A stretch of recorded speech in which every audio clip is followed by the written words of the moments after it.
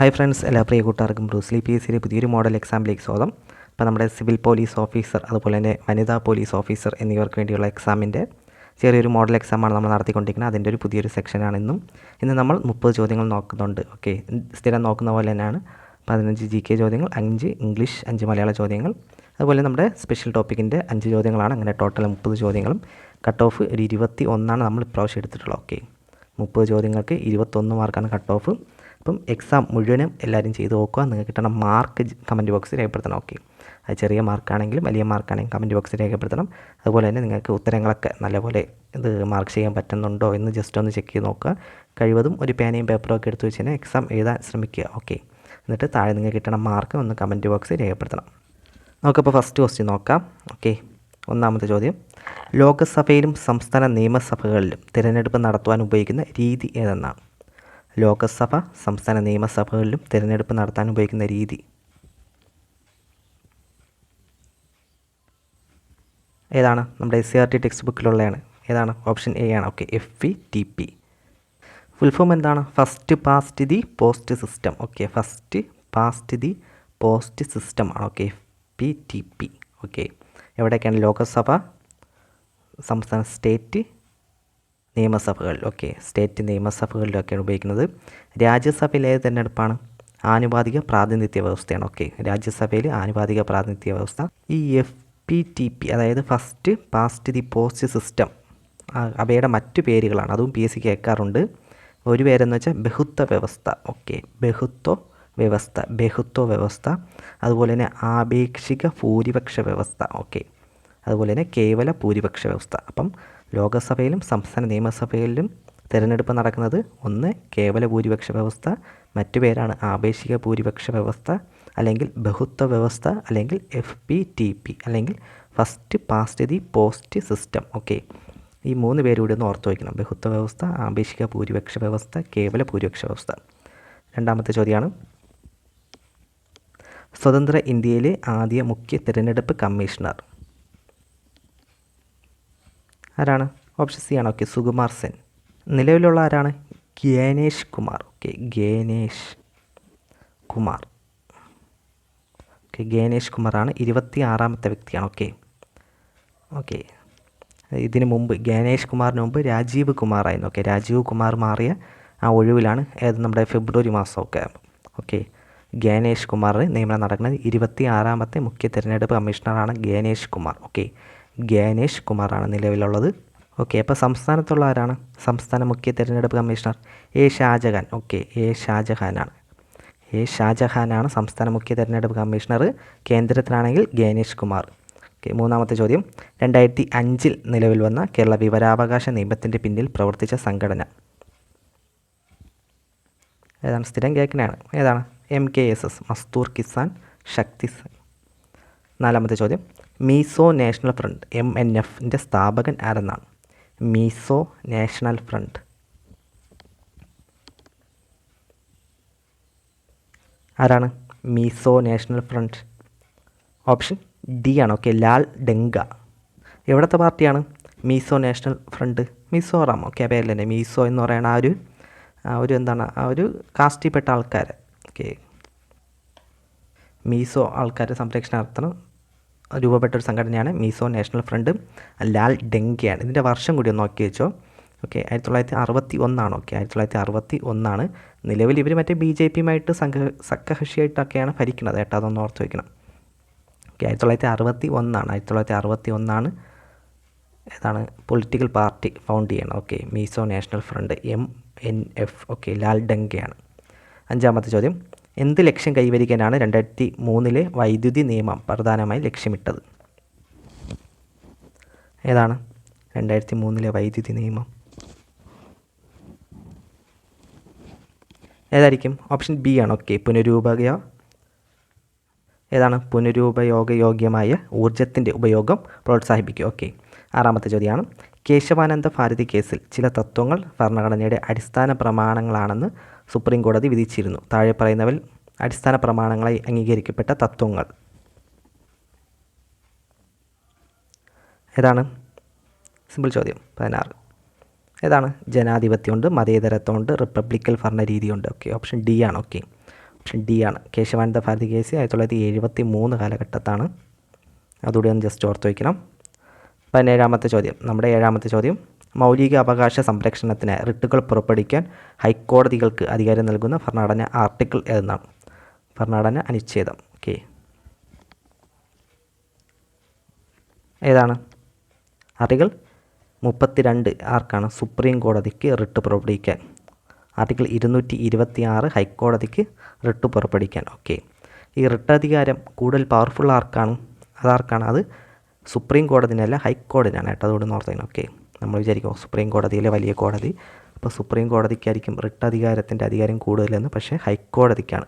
അതിനുള്ള ഒരു കാരണമാണ് ഈ സുപ്രീം കോടതിക്ക് റിട്ട് അധികാരം പുറപ്പെടുവിക്കാൻ ഈ മൗലിക അവകാശങ്ങളുടെ ലംഘനത്തിന് മാത്രമേ സുപ്രീം കോടതിക്ക് റിട്ട് പുറപ്പെടുവിക്കാൻ പറ്റൂ. ഏത്? ആർട്ടിക്കിൾ 32 പ്രകാരം. ഓക്കെ, പക്ഷേ ഹൈക്കോടതിക്കാണെങ്കിൽ ആർട്ടിക്കിൾ 226 പ്രകാരം മൗലിക അവകാശങ്ങളുടെ ലംഘനത്തിനും അതുപോലെ നിയമ അവകാശങ്ങളുടെ ലംഘനത്തിനുമെതിരെ റിട്ട് പുറപ്പെടുവിക്കാൻ പറ്റും. അപ്പോൾ ഈ നിയമ അവകാശം എന്ന് പറയുന്ന ഒരു എന്താണ്?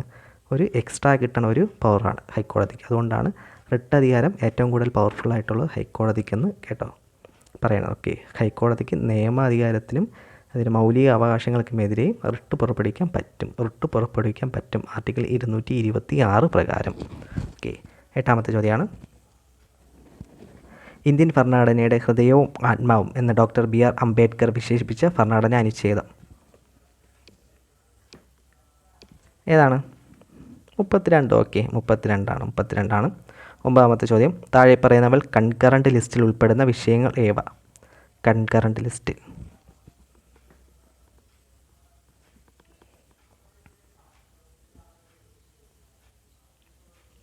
ഏതാണ്? കൺകറൻറ്റ് ലിസ്റ്റിൽ ഓപ്ഷൻ സി ആണ്. ഓക്കെ, 1, 3 ആണ്. വിദ്യാഭ്യാസം, വനം എല്ലാം കൺകറൻറ്റ് ലിസ്റ്റാണ്. ഓക്കെ, ബാങ്കിങ് അത് നോക്കിയാൽ എന്താ, നമ്മുടെ RBI എല്ലാം ഉണ്ട്, അപ്പം യൂണിയൻ ലിസ്റ്റാണ്. ഓക്കെ, RBI ഒക്കെ ഭരിക്കുന്നത് ബാങ്കിങ് മേഖല, അപ്പോൾ അത് യൂണിയൻ ലിസ്റ്റാണ്. ജയിലാണെങ്കിൽ ഏതാണ്? സ്റ്റേറ്റ് ലിസ്റ്റാണ്. ഓക്കെ, സ്റ്റേറ്റ് ലിസ്റ്റാണ്. ജയിൽ സ്റ്റേറ്റ് ലിസ്റ്റാണ്. ഓക്കെ, 10ാമത്തെ ചോദ്യം, 1989 തദ്ദേശ സ്വയംഭരണ സ്ഥാപനങ്ങൾക്ക് ഭരണഘടന സാധുത നൽകണമെന്ന് നിർദ്ദേശിച്ച കമ്മിറ്റി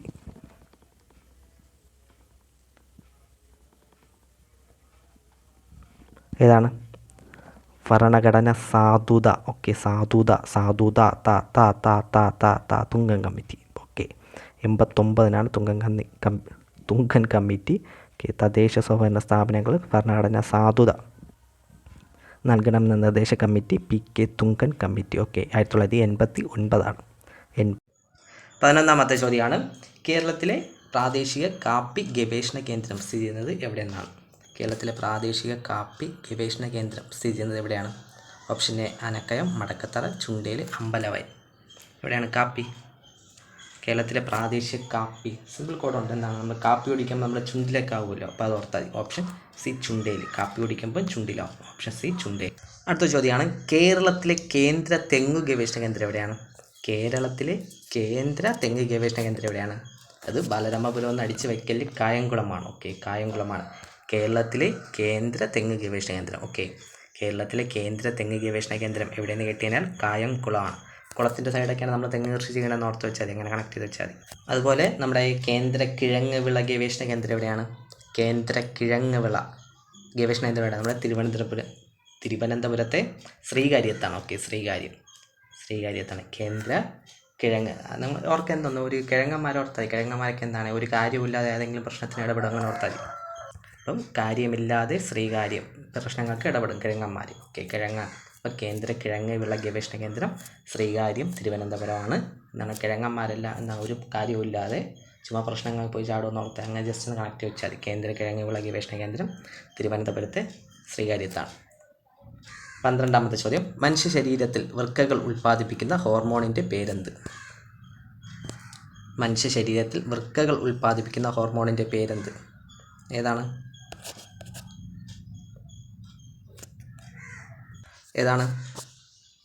വൃക്കകൾ ഉൽപ്പാദിപ്പിക്കുന്ന ഹോർമോൺ? ഓപ്ഷൻ ബി ആണ്. ഓക്കെ, എറിത്രോപൊയറ്റിൻ. ഓക്കെ, ഓപ്ഷൻ ബി ആണ് ഉത്തരം. ഓപ്ഷൻ ബി ആണ് ഉത്തരം. ഓക്കെ, നമ്മുടെ വൃക്കേനെ അറിയാലോ. നമുക്കൊരു ചോദ്യം, വൃക്ക രോഗങ്ങൾ ഉണ്ടാകാൻ കാരണമാകുന്ന ഒരു മൂലകം ഉണ്ട്, ഏതെന്നറിയാമോ? ബേസിക് ആയിട്ടുള്ളതാണ്. വൃക്ക രോഗങ്ങൾ കാരണമാകുന്ന മൂലകം ഏതാണ്? കാഡ്മിയം. ഓക്കെ, അപ്പം വൃക്ക രോഗങ്ങൾക്ക് കാരണമാകുന്ന മൂലകം എന്ന് കേട്ടുകഴിഞ്ഞാൽ കാഡ്മിയമാണ്. പക്ഷേ വൃക്കയിൽ ഉണ്ടാകുന്ന അണുബാധ അതിൻ്റെ പേരെന്താണ് കേട്ടിട്ടുള്ള നെഫ്രൈറ്റീസ്. Okay, nephritis. ഈ വൃക്കയുടെ അടിസ്ഥാന ഘടകം എന്ന് പറയുന്നത് നെഫ്രോൺ എന്ന് പറയുന്നതാണ്. അത് അവിടുത്തെ കോശങ്ങൾ പറയുന്നത് നെഫ്രോൺ എന്ന പേരിലാണ് അറിയപ്പെടുന്നത്. അപ്പോൾ അത് വെച്ച് കണക്ട് ചെയ്ത് വെച്ചാൽ മതി. അവിടെ ഉണ്ടാകുന്ന അണുബാധയ്ക്ക് നെഫ്രൈറ്റീസ്, അതായത് നെഫ്രോണിൽ ഉണ്ടാകുന്ന അണുബാധ നെഫ്രൈറ്റീസ്. ഓക്കെ, അപ്പം അങ്ങനെ ജസ്റ്റ് ഒന്ന് കണക്ട് ചെയ്ത് വെച്ചാൽ മതി. Okay, nephron, nephritis. ഈ PSC ഒരിക്കൽ കേട്ടിട്ടുള്ളതാണ്. രണ്ട് വൃക്കകളും പ്രവർത്തനരഹിതമാകുന്ന അവസ്ഥേനെ പറയുന്ന പേരെന്തെന്നാണ്? യുറീമിയ. ഓക്കെ, യുറീമിയ, ഈ ഇടകളാണ് യുറീമിയ. ഓക്കെ, രണ്ട് വൃക്കകളും പ്രവർത്തനരഹിതമാകുന്ന അവസ്ഥയാണ് യുറീമിയ. ഓക്കെ, പിന്നെ ഡയാലിസിസ് ഒക്കെ അറിയാലോ, കേട്ടിട്ടുള്ളതാണ്. അതുപോലെ തന്നെ അണലി വിഷം ബാധിക്കുന്നത് എവിടെയാണ്? അണലി വിഷം എവിടെയാണ്? വൃക്കേനെയാണ്, അല്ലെങ്കിൽ നമ്മുടെ രക്തപര്യായന വ്യവസ്ഥേനെയാണ്. ഓക്കെ, അണലി വിഷം ബാധിക്കുന്നത് വൃക്കേനെയാണ്, അല്ലെങ്കിൽ രക്തപര്യായന വ്യവസ്ഥ. പക്ഷെ മൂർഖൻ്റെ ഇതെവിടെയാണ്? മൂർഖൻ്റെ വിഷം ബാധിക്കുന്നത് എവിടെയാണ്? അത് നമ്മുടെ ബ്രെയിനിലാണ്. ഓക്കെ, അല്ലെങ്കിൽ നാഡീവ്യവസ്ഥയിൽ അല്ലെങ്കിൽ ബ്രെയിനിലാണ് മൂർഖൻ്റെ. അത് വേണമെങ്കിൽ കണക്ട് ചെയ്യുന്ന മൂർഖൻ, മോഹം, അങ്ങനെ ജസ്റ്റ് ഒരു കണക്ഷൻ ഉണ്ടല്ലോ ആ വേർഡ്സുകൾ തമ്മിൽ. മൂർഖൻ പാമ്പ്, അതിൽ മുഖം, അങ്ങനെ. അപ്പോൾ മുഖത്തല്ലേ നമ്മുടെ മസ്തിഷ്കമൊക്കെ ഉള്ളത്. അപ്പോൾ ജസ്റ്റ് അങ്ങനെ ഒന്ന് കണക്ട് ചെയ്യിക്കുമല്ലോ. ഓക്കെ, അതിൽ അണലി വിഷം വൃക്ക, മൂർഖൻ്റെ വിഷം മസ്തിഷ്കം. അടുത്ത ചോദ്യം, 13ാമത്തെ ചോദ്യം. മാതാപിതാക്കൾ ഇരുവരും അവരിൽ ആരെങ്കിലുമോ നഷ്ടപ്പെട്ട സാമ്പത്തികമായി പരാധീനത അനുഭവിക്കുന്ന കുട്ടികളുടെ ഉന്നമനത്തിനായി കേരള സാമൂഹ്യ സുരക്ഷാ മിഷൻ നടപ്പിലാക്കുന്ന സാമ്പത്തിക സഹായ പദ്ധതിയുടെ പേരെന്തെന്നാണ്? ഇതാണ് പ്രോജക്റ്റുകളൊക്കെ സ്ഥിരം കേൾക്കണതാണ് കേരള സർക്കാരിൻ്റെ. മാതാപിതാക്കൾ ഇരുവരുമോ അവരിൽ ആരെങ്കിലുമോ നഷ്ടപ്പെട്ട സാമ്പത്തികമായി പരാധീനത അനുഭവിക്കുന്ന കുട്ടികളുടെ ഉന്നമനത്തിനായി കേരള സാമൂഹ്യ സുരക്ഷാ മിഷൻ നടപ്പിലാക്കിയിരുന്ന സാമ്പത്തിക സഹായ പദ്ധതിയുടെ പേരെന്തെന്നാണ്? ഏത് പദ്ധതിയാണ്? സ്നേഹപൂർവ്വമാണ്. ഓക്കെ, ഓപ്ഷൻ ഡി ആണ്. ഓക്കെ, ഓപ്ഷൻ ഡി സ്നേഹപൂർവ്വമാണ്. ആശ്വാസകിരണ പദ്ധതി എന്താണ്? ആശ്വാസകിരണം എന്താണ്? കിടപ്പ് രോഗികളെ പരിചരിക്കുന്നവർക്ക് പ്രതിമാസം ധനസഹായം നൽകുന്ന കേരള ആരോഗ്യക്ഷേമ പദ്ധതിയാണ് ഏത്? ആശ്വാസകിരണം. ഓക്കെ, ആശ്വാസകിരണം കിടപ്പ് രോഗികളെ പരിപാലിക്കുന്നവർക്ക് ധനസഹായമാണ് ആശ്വാസകിരണം. ഇനി ഇതുപോലെ തന്നെ ആരോഗ്യകിരണമുണ്ട്. അതെന്താണ്? ഇത് ആശ്വാസകിരണം. ഇനി ഒരു ആരോഗ്യകിരണം ഉണ്ടെന്നാണ് 18 വയസ്സിന് താഴെയുള്ള കുട്ടികൾക്ക് ആരോഗ്യ വകുപ്പ് നടപ്പിലാക്കുന്ന സൗജന്യ ചികിത്സാ പദ്ധതിയാണ് ആരോഗ്യകിരണം. ഓക്കെ, ഇനി ഒരു ആശാകിരണം ഉണ്ട്. അതെന്താണ്? സംസ്ഥാന ആശാ വർക്കർമാരുടെ ഇൻഷുറൻസ് പദ്ധതിയാണ് ആശാകിരണം. അപ്പോൾ ഒന്ന് ആശാകിരണം, അത് പേരിൽ തന്നെ ഉണ്ട്, ആശാ വർക്കർമാരുടെ ഇൻഷുറൻസ് പദ്ധതി ആശാകിരണം. ആരോഗ്യകിരണം എന്താണ്? 18 വയസ്സിന് താഴെയുള്ള കുട്ടികൾക്ക് ആരോഗ്യ വകുപ്പ് നടപ്പിലാക്കുന്ന സൗജന്യ ചികിത്സാ പദ്ധതി ആരോഗ്യകിരണം. ഇനി ആശ്വാസകിരണം എന്താണ്? കിടപ്പ് രോഗികൾക്ക് പരിചരിക്കുന്നവർക്ക് പ്രതിമാസം ധനസഹായം. ഓക്കെ, 14ാമത്തെ ചോദ്യമാണ്. താഴെ പറയുന്നവൽ വൈറസ് മൂലമുണ്ടാകുന്ന രോഗമേത്? ഏതാണ് വൈറസ്? സിമ്പിളാണ്. ഏതാണ്? സാർസ്. ഓക്കെ, ഓപ്ഷൻ എ ആണ്. നമ്മുടെ കോവിഡൊക്കെ വന്ന സമയത്ത് അതിൻ്റെ വൈറസിൻ്റെ പേര് ഇതല്ലേ. അപ്പം സാർസ് പരത്തുന്നത് വൈറസാണ്. സാർസ് രോഗം എന്ന് പറയുന്നത് ഒരു ശ്വാസകോശ രോഗമാണ് കേട്ടോ. നമ്മുടെ ബ്രീത്തിങ്ങിനൊക്കെ ബാധിക്കുന്ന ന്യൂമോണിയ പോലത്തെയൊക്കെ രോഗങ്ങളാണ് സാർസ് രോഗം എന്ന് പറയുന്നത്. ഓക്കെ, 15ാമത്തെ ചോദ്യം. താഴെ പറയുന്നവൽ 2022 ലോക പരിസ്ഥിതി ദിനത്തിൻ്റെ പ്രമേയം എന്തെന്നാണ്? പഴയതാണ്. 2022 ലോക പരിസ്ഥിതി ദിനത്തിൻ്റെ പ്രമേയം ഏതാണ്? ഓപ്ഷൻ ബി ആണ്. ഓക്കെ, ഒരു ഭൂമി മാത്രം. ഓക്കെ, ഒരു ഭൂമി മാത്രമാണ് 2022 എന്നാണ് പരിസ്ഥിതി ദിനം? ജൂൺ 5. ഓക്കെ, ജൂൺ 5 ലോക പരിസ്ഥിതി ദിനം.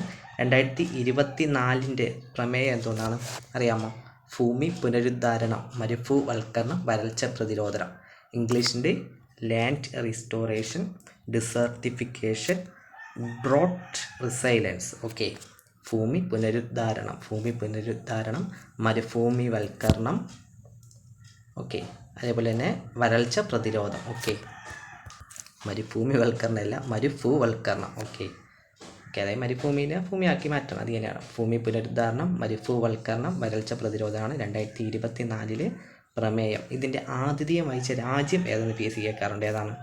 സൗദി അറേബ്യയാണ്. ഓക്കെ, സൗദി അറേബ്യയാണ് 2024 പരിസ്ഥിതി ദിനം. ഓക്കെ, ജൂൺ 5 പരിസ്ഥിതി ദിനം ആതിഥേയം വഹിച്ച സൗദി അറേബ്യ. 2023 ആര് ആതിഥേയം വഹിച്ചെന്ന് കേട്ടുകഴിഞ്ഞാൽ ഏതാണ്? ഐവറി കോസ്റ്റ് ആണ്. ഓക്കെ, ഐവറി കോസ്റ്റ് ആണ്. ഓക്കെ, നെതർലാൻഡുമായിട്ട് പാർട്ണർഷിപ്പായിട്ടാണ് ഭരിച്ചത്. ഓക്കെ, 2023 ആതിഥേയ രാജ്യം ivory coast. 2024 Saudi Arabia. Theme എന്താണ്? Land restoration, desertification and drought resilience. ഭൂമി പുനരുദ്ധാരണം, മരുഭൂമി. 16ാമത്തെ ചോദ്യം നമ്മുടെ ഇംഗ്ലീഷിലുള്ള ഫസ്റ്റ് ചോദ്യമാണ്. Summer is the season dash all creatures on earth appear at their best. ഏതാണ്? Summer is the season dash all. ഏതാണോ? വെയറാണോ, വയ്യാണോ, വെന്നാണോ, വിച്ചാണോ? ഏത്? വെന്നാണില്ലേ? ഓക്കെ, ഓപ്ഷൻ സി വെന്നാണ് ഉത്തരം. Option C വെന്നാണ്. റൂൾ എന്തോന്നാണ്? ഇതിൽ ആർക്കെങ്കിലും കൺഫ്യൂഷൻ ഉണ്ടാക്കാൻ പറ്റിയ ഒരു ഓപ്ഷൻ വെയറാണ്. ഓക്കെ, വെയർ എന്ന് വെച്ചാൽ എന്താണ്? ഒരു പ്ലേസിനെ, ഒരു സ്ഥലത്തിനെ സൂചിപ്പിക്കുന്നതാണ്. ഓക്കെ, ഒരു സ്ഥലം. പക്ഷെ ഇവിടെ പറയാൻ എന്താണ്? Summer is the season. അപ്പോൾ ഒരു ടൈം, അപ്പം വെന്ന് വരും. ഓക്കെ, ഓപ്ഷൻ സി വെന്നാണ് വരേണ്ടത്. Option C when. 17ാമത്തെ ചോദ്യമാണ്. Stephen Hawking has made innumerable studies regarding dash universe. ഏത് ആർട്ടിക്കിൾ വരണമെന്നാണ്? ആൻ യൂണിവേഴ്സ് ആണോ, എനി യൂണിവേഴ്സ് ആണോ, എ യൂണിവേഴ്സ് ആണോ, ദി യൂണിവേഴ്സ് ആണോ? Stephen Hawking has made innumerable studies regarding, option D ആണ്. ഓക്കെ, ദ യൂണിവേഴ്സ് ആണ്. നമ്മൾ ദ മൂൺ, ദ എർത്ത് എന്നൊക്കെ പറയില്ലേ, അതുപോലെ തന്നെ ദ യൂണിവേഴ്സ്. അതിൻ്റെ മുമ്പിൽ ദ എന്ന് പറയുന്ന ആർട്ടിക്കിളാണ്. ഓക്കെ, 18ാമത്തെ ചോദ്യം. The following sentence is a dash sentence. Sentence എന്താണ്? Owing to laziness he couldn't accomplish his dreams. ഏതാണ്? ഏത് ടൈപ്പ് സെൻറ്റൻസ് ആണ്? ഏതരം സെൻറ്റൻസ് ആണ്? ഏതാണ്? ഒരു സിമ്പിൾ സെൻറ്റൻസ് ആണ്. ഓക്കെ, സിമ്പിൾ സെൻറ്റൻസ് ആണ്. എന്താണ്? ഒരു സബ്ജക്റ്റും ഉണ്ട്, അതുപോലെ തന്നെ പൂർണ്ണമായിട്ടൊരു അർത്ഥം തരുന്ന ഒരു വെർബും ഉണ്ടാവും. അതാണ് ഹി എന്ന് പറയുന്ന സബ്ജക്റ്റ് ഉണ്ട്, കുഡിൻറ്റ് അക്കംപ്ലിഷ് എന്ന് പറയുന്ന വെർബും ഉണ്ട്. ഓക്കെ, അപ്പോൾ അതാണ് ഓപ്ഷൻ എ ആണ്. 19ാമത്തെ ചോദ്യം. Ramesh is good at English and he prefers reading to. ഏതാണ്? ഏതാണ്? Option A, B, C, D. He prefers reading to writing ആണ്. ഓക്കെ, ഓപ്ഷൻ സി ആണ്. റൈറ്റിംഗ് എന്താണ്? നമ്മൾ നോർമലായിട്ട് പ്രിഫർ കഴിഞ്ഞിട്ട് പറഞ്ഞ വെർബുകളെല്ലാം എന്താണ്? ഐ എൻ ജി ചേർത്താണ് എഴുതണം. ഓക്കെ, അതുമായി ചേർന്ന് പറഞ്ഞ വെർബുകൾ ഐ എൻ ജി ചേർത്താണ്. അപ്പോൾ reading to writing. Okay, option C ആണ്. 20ാമത്തെ ചോദ്യം. Change the voice, someone has changed my attitude. ഏതാണ്? വോയിസ് മാറ്റാനാണ്. Option A, B, C, D വായിച്ച് നോക്കുക. ഏതാണ്? ഹാസ് ചേഞ്ച്ഡ് മൈ ആറ്റിറ്റ്യൂഡ്, അതായത് പ്രസൻറ്റ് പെർഫെക്റ്റ് ആണ്. അപ്പോൾ അതിൻ്റെ പാസ്റ്റ് എന്തായിരിക്കും? Has plus been plus A ആയിരിക്കും. Okay, my attitude has been changed by someone. Okay, option A ആയിരിക്കും. Sorry. Okay, has been. Okay, ഇവിടെ പ്രസൻറ്റ് പെർഫെക്റ്റ് ടെൻസ് ആണ്.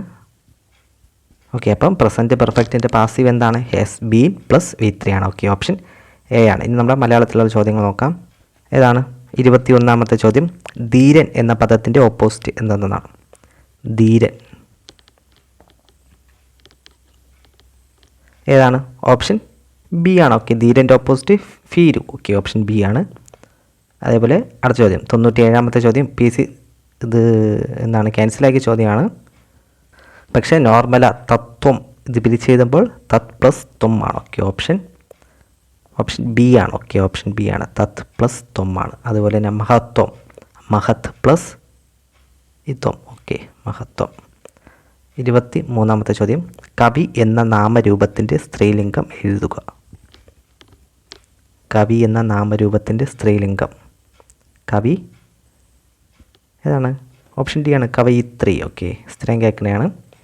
24ാമത്തെ ചോദ്യം. വിഗ്രഹാർത്ഥം എഴുതുക. കല്യാണപ്പന്തൽ. ഏതാണ്? ഓപ്ഷൻ സി ആണ്. ഓക്കെ, കല്യാണത്തിനുള്ള പന്തൽ. അല്ലെ, കല്യാണത്തിൻ്റെ പന്തലല്ല, കല്യാണത്തിനുള്ള പന്തലാണ്. ഓക്കെ, കല്യാണത്തിന് വേണ്ടിയുള്ള പന്തൽ. ഓക്കെ. 25ാമത്തെ ചോദ്യം. താഴെ തന്നിട്ടുള്ളവയിൽ ചിഹ്നങ്ങൾ ശരിയായി ചേർത്ത് വാക്യം ഏതെന്ന്? ചിഹ്നങ്ങൾ ശരിയായി ചേർത്ത വാക്യം ശ്രദ്ധിച്ച് നോക്കുക. 4 ഓപ്ഷൻസും.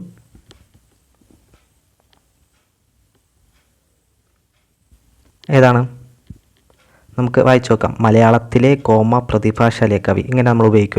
ഒരിക്കലും ഇല്ല. കാരണം മലയാളത്തിലെ പ്രതിഭാശാലി അങ്ങനെ പറയാം. അതിൻ്റെ ഇടയ്ക്ക് ചിഹ്നങ്ങൾ ഉപയോഗിക്കാറില്ല. അപ്പം നമുക്ക് എ ക്യാൻസലാക്കാം, അതുപോലെ തന്നെ സിയും ക്യാൻസലാക്കുക. രണ്ടും സെയിം മിസ്റ്റേക്ക് വന്നിട്ടുണ്ട്.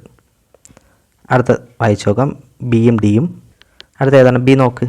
മലയാളത്തിലെ പ്രതിഭാശാലിയായ കവിയും നാടകകൃത്തും അങ്ങനെ പറയുമോ? കവി നാടകകൃത്ത് അങ്ങനെ എഴുതാൻ പറയും. അപ്പോൾ അതും തെറ്റാണ്. അപ്പോൾ ഓപ്ഷൻ ഡി ആണ്. ഓക്കെ, കവിയും നാടകകൃത്തും ഗാനരചയിതാവുമാണ് ശ്രീ കാവാലം നാരായണൻ പണിക്കർ. ഓക്കെ, അടുത്ത നമ്മുടെ സ്പെഷ്യൽ ടോപ്പിക്കിൻ്റെ 5 ചോദ്യങ്ങളാണ്. 26ാമത്തെ ചോദ്യം. ഇത് ക്വസ്റ്റ്യൻസ് നമ്മുടെ വെച്ചൊക്കെ ഉണ്ടാക്കിയതാണ്. അപ്പോൾ ഓപ്ഷൻസൊക്കെ അതിൻ്റേതായ ഫണ്ണി ഐറ്റംസൊക്കെ കാണാൻ സാധ്യതയുണ്ട്. ഓക്കെ, അപ്പം 26ാമത്തെ ചോദ്യം. ഇത് ഇതാണ് കേട്ടോ, കേരള പോലീസ് ആക്ട് KPA 2011. ആ ആക്റ്റുമായി ബന്ധപ്പെട്ട സെക്ഷനും അവയുമായി ബന്ധപ്പെട്ട ചോദ്യമാണ്, അത് ഓർക്കണം. കേരള പോലീസ് ആക്ട് സെക്ഷൻ 8 പ്രകാരം പോലീസ് സ്റ്റേഷനിൽ പൊതുജനങ്ങൾക്കുള്ള അവകാശം എന്തെന്നാണ്? ഏതാണ് കേരള പോലീസ് ആക്ട് സെക്ഷൻ 8 പ്രകാരം പോലീസ് സ്റ്റേഷനിൽ പൊതുജനങ്ങൾക്കുള്ള അവകാശം? ഏതാണ്? ഓപ്ഷൻസ് വായിച്ച് നോക്കിയാൽ കിട്ടും. ഏതാണ് സെക്ഷൻ 8 പ്രകാരം പോലീസ് സ്റ്റേഷനിൽ പൊതുജനങ്ങൾക്കുള്ള അവകാശം? ഓപ്ഷൻ എ ആണ്. ഓക്കെ, പൊതുജനങ്ങൾക്ക് പോലീസ് സ്റ്റേഷനിൽ മാന്യമായ പെരുമാറ്റം ലഭിക്കാൻ അവകാശമുണ്ട്. ഓക്കെ, 27ാമത്തെ ചോദ്യം. ഇതും കേരള പോലീസ് ആക്ട് ആണ് കേട്ടോ. കേരള പോലീസ് ആക്ട് 2011 സെക്ഷൻ 14 പ്രകാരം കേരള പോലീസ് എന്ന് വെച്ചാൽ എന്തെന്നാണ്? ഏതാണ്? ഇത് കേരളത്തിലെ എല്ലാ പോലീസ് ഉദ്യോഗസ്ഥരെയും ഉൾക്കൊള്ളുന്ന ഒരു സംഘടനയാണ്. ഇത് കേവലം സ്റ്റേറ്റ് പോലീസ് മേധാവിയെ മാത്രം സൂചിപ്പിക്കുന്നു. ഇതൊരു സ്വകാര്യ സുരക്ഷാ സംഘടനയാണ്. ഇത് ജില്ലാ പോലീസ് മേധാവികളെ മാത്രം ഉൾക്കൊള്ളുന്നു. ഏതാണ് കേരള പോലീസ് എന്ന് വെച്ചാൽ? ഏതാണ്? ഓപ്ഷൻ എ ആണ്. ഓക്കെ, കേരളത്തിലെ എല്ലാ പോലീസ് ഉദ്യോഗസ്ഥരെയും ഉൾക്കൊള്ളുന്നു. ഓക്കെ, 8ാമത്തെ ചോദ്യം. 28ാമത്തെ ചോദ്യം. സെക്ഷൻ 21 പ്രകാരം കേരള പോലീസ് ആക്ട് 2011 സെക്ഷൻ 21 പ്രകാരം സ്പെഷ്യൽ വിഭാഗങ്ങൾ എന്തിനാണ്? ഓക്കെ, സെക്ഷൻ 21 പ്രകാരം സ്പെഷ്യൽ വിഭാഗങ്ങൾ എന്തിനെന്നാണ്? എന്തിനെന്നാണ്? ഓപ്ഷൻ എ തന്നെയാണ്. ഓക്കെ, ഏതാണ്? പ്രത്യേക കുറ്റകൃത്യങ്ങൾ കൈകാര്യം ചെയ്യാൻ സ്പെഷ്യൽ വിഭാഗങ്ങൾ രൂപീകരിക്കും. ഓപ്ഷൻ എ ആണ്. ഓക്കെ, 29ാമത്തെ ചോദ്യം. സെക്ഷൻ 29 പ്രകാരം പോലീസ് ഉദ്യോഗസ്ഥരുടെ സംരക്ഷണം എന്താണ്? കേരള പോലീസ് ആക്റ്റാണ്. കേരള പോലീസ് ആക്ട് സെക്ഷൻ 29 പ്രകാരം പോലീസ് ഉദ്യോഗസ്ഥരുടെ സംരക്ഷണം ഏതാണ്? ഓപ്ഷൻ എ തന്നെയാണ്. ഓക്കെ, ഔദ്യോഗിക കർത്തവ്യം നിർവഹിക്കുമ്പോൾ പോലീസിന് നിയമപരമായ സംരക്ഷണം ലഭിക്കുന്നു. ഓക്കെ, ലാസ്റ്റ് ചോദ്യമാണ്, 30ാമത്തെ ചോദ്യമാണ്. Kerala police act okay section 1 പ്രകാരം ആക്ടിൻ്റെ വ്യാപ്തി ഏതാണ്? കേരള പോലീസ് ആക്ട് 2011 സെക്ഷൻ 1 പ്രകാരം ആക്ടിൻ്റെ വ്യാപ്തി എന്താണ്? ഏതാണ്? സിമ്പിളല്ലേ? കേരളം മുഴുവൻ ബാധകമാണ്. ഓക്കെ, സിമ്പിൾ ചോദ്യമാണ്. അപ്പോൾ 30 ചോദ്യങ്ങളായിട്ടുണ്ട്. നിങ്ങൾക്ക് കിട്ടിയ മാർക്ക് അത് എത്രയും ജസ്റ്റ് ഒന്ന് കമൻറ്റ് ബോക്സിൽ രേഖപ്പെടുത്തണം. ഓക്കെ, അപ്പോൾ മറ്റൊരു വീഡിയോ ആയിട്ട് നമുക്ക് വീണ്ടും കാണാം. അതൊരിക്കും ബൈ.